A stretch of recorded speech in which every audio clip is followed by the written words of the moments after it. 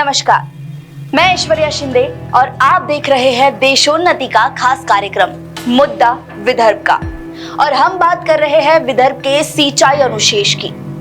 पिछले एडिशन में हमने बात की थी एडवोकेट अविनाश काले द्वारा दायर की गई जनहित याचिका की, और आज हम आपको बताने जा रहे हैं कि इस जनहित याचिका से आखिर क्या तथ्य सामने आए।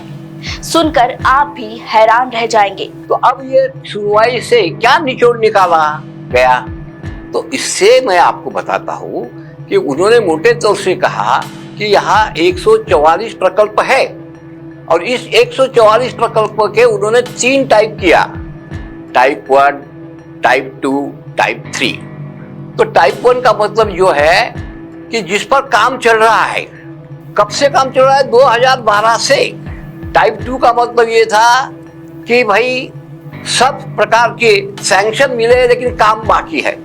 और टाइप 3 में ऐसा था कि अभी तक काम ही नहीं हुआ है, मतलब केंद्र की तरफ भेजे ही गए नहीं थे ये।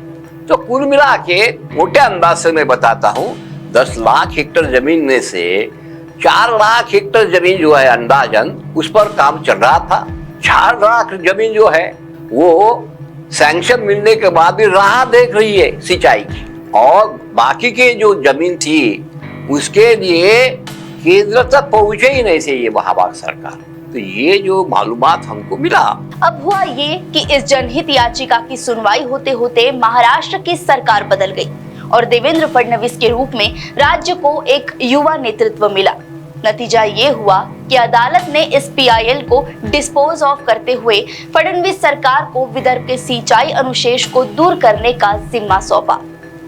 हालांकि इस दौरान एक अच्छी बात ये हुई कि अदालत ने इस मामले में सीबीआई जांच किए जाने की बात मान ली और फडणवीस सरकार ने भी आनन फानन में तत्कालीन मंत्री छगन भुजबल, सुनील तटकरे और अजित पवार के खिलाफ सीबीआई की बजाय एंटी करप्शन ब्यूरो द्वारा जांच के निर्देश दिए।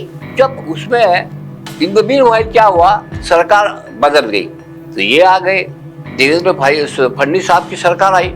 तो कोर्ट ने हमको कहा कि भाई ये पीआईएल हम डिस्पोज ऑफ करते हैं और कहते हैं कि इनको जरा टाइम दो, और यदि आपको लगा कि ये भी कुछ नहीं कर रहे तब आप दूसरी पीआईएल दाखिल करने के लिए आपकी इच्छा हो तो कर सकते हो। इस प्रकार से ये पहली मेरे पीआईएल को डिस्पोज ऑफ किया। हाँ, लेकिन एक बात है, इस पीआईएल में जो दूसरे हमारे साथ संगठन थी जर्मन, उन्होंने कहा था कि सीबीआई की और इंक्वायरी लगाओ, छगन भुजबल, सुनील तटकरे जी और अजित पवार साहब।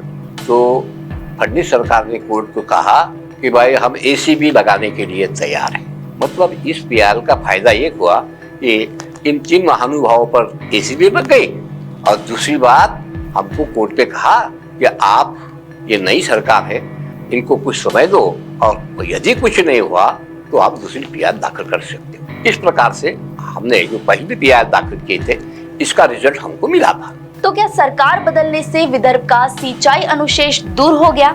जानने के लिए देखते रहिए देशोन्नति की यह खास सीरीज मुद्दा विदर्भ का।